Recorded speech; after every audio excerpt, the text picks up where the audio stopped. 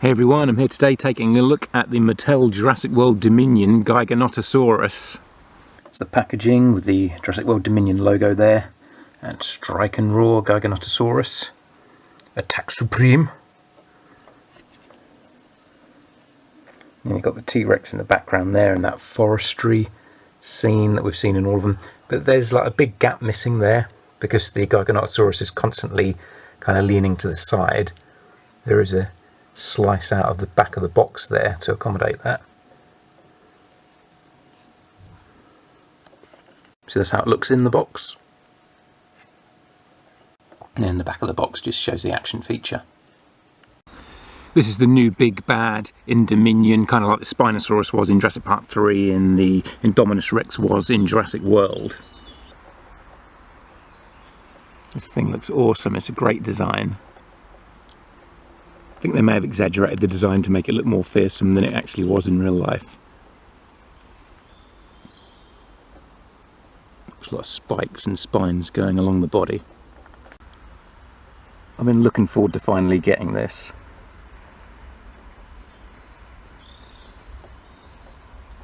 It's a pretty simple paint job, it's mostly just green with some dark patches.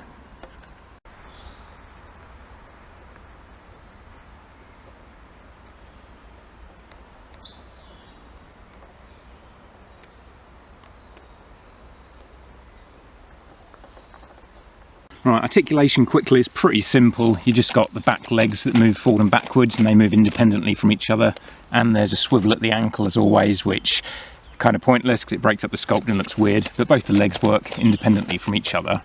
And then the arms will swivel kind of forward and backwards, but they don't go out to the sides, and I don't know why, because we've seen in quite a few of the other dinosaurs they'll have more of a ball joint, so you can have the arms go out to the side as well as forward and backwards, but these are pretty limited. It's just forward and backwards, and then the tail has a wiggle as well, which doesn't seem to be connected to any action feature. It is just two articulation points there in the tail, so you can have that kind of swishing from side to side for posing or whatever. And the rest of the articulation is all tied into the action feature. This break in the torso is part of the action feature. The jaw opening is part of the action feature. You can only really do that with the button. And to do that, you've got one button underneath there which activates the mouth,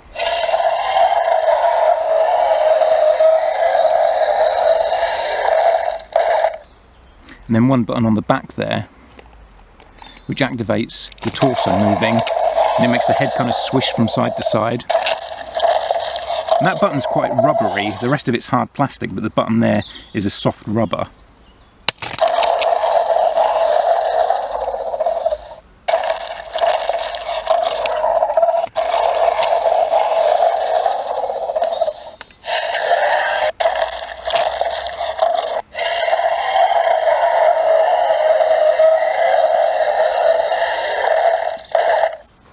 So it doesn't have the swallowing feature that the Indominus Rex or the recent T-Rex had, but it can still grab things in its mouth. You can have it grab figures and then sort of swing them around and toss them out.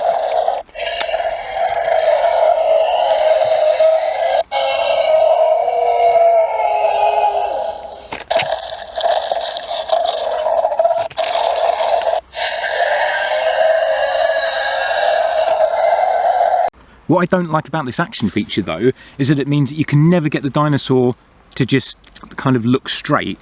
It's impossible to get the front part of the body looking straight forward. It's always off to the side because of the way the action feature works. Like it literally is impossible. You cannot get it.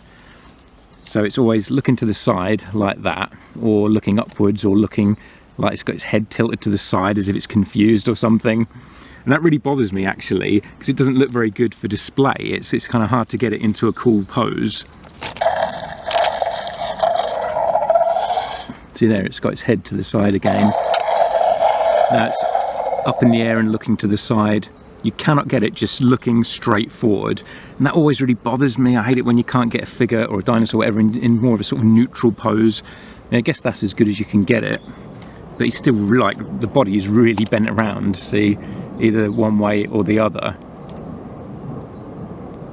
There is head. It doesn't look so bad from the side there, but as I move him around you can see the head is completely swiveled to the side. There are random bits of that sort of marbling effect that Mattel put into the plastic, which I really don't like, because it just looks like the plastic's been stressed and damaged.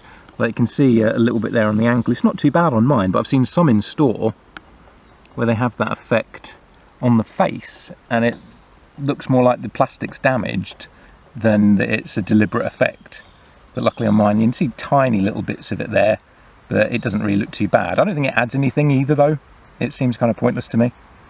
But look out for that, because I don't think you want a huge bit of that in the middle of the face there.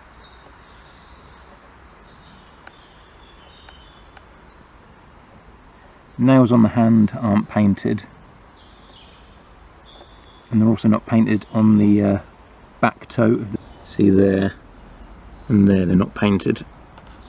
There's more of that weird marbling effect on the feet, but once again it doesn't look too obtrusive there, so I'm not too bothered by it. Still don't think it adds anything though. Along the tail here you've got the app code, pops up. Here's a look inside the mouth, and to get the mouth to stay open I've just jammed a bit of twig into the button at the back. That's how I get the mouth to stay open on all of these toys whenever I'm posing them and taking photos or whatever. But inside the mouth you can see the tongue there, and it's got 2 rows of teeth. There's like the outer row and then a smaller inner row as well, and that's on the top and the bottom. So pretty gnarly, and reminds me a bit of the teeth on the Indominus Rex. I don't know if they would have been like this in real life. Once again, I think they're taking some liberties just to make it look more vicious than it may have done. Here it is next to the Indominus Rex. It's quite a bit smaller. Indominus Rex is still the biggest of these large dinosaurs. See, the torso's smaller.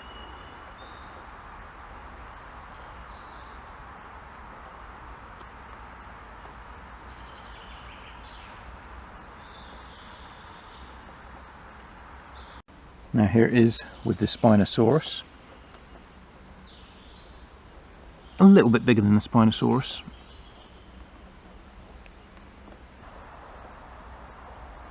You really need an electronic Spinosaurus. Maybe one that's a little bit bigger as well.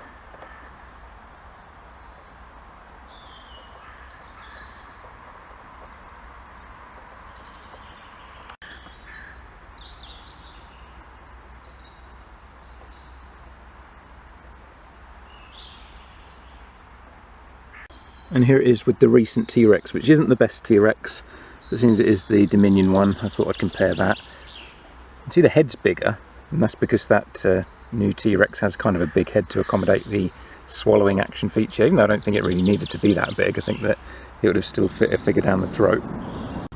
Part of it's because the T-Rex head's a bit fat on this toy, but it does look slightly bigger.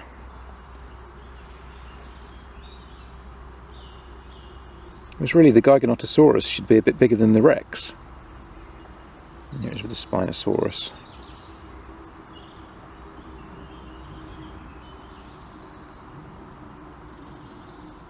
And just to illustrate once again that you cannot get the Giganotosaurus's head to look forward like the other two.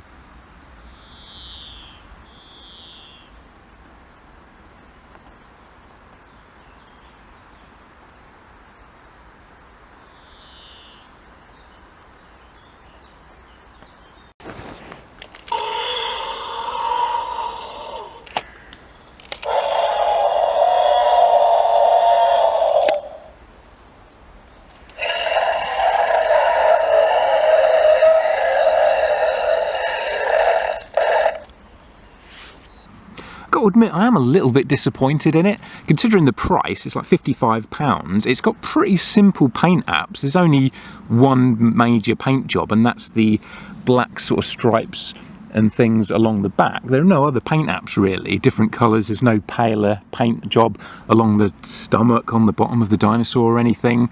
And the action feature really limits its posability. It kind of looks weird when it's always bent off to the side and twisted round like that. Seems a poor design really for that action feature. I'm sure they could have made it toss things around without it being so odd.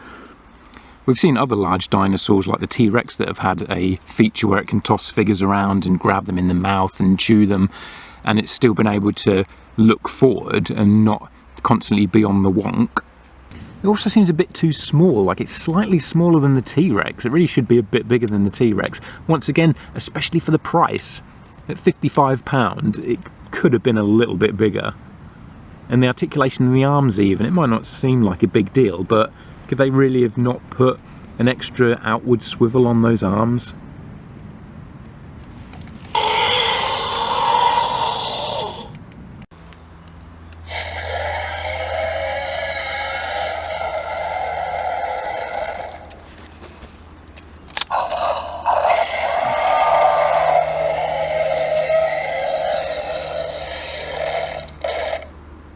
It'd be great if they brought the Spinosaurus back in Dominion and had the Spinosaurus and the T-Rex kind of team up against the Giganotosaurus the way the T-Rex and the Blue and the Mosasaurus did against the Indominus Rex.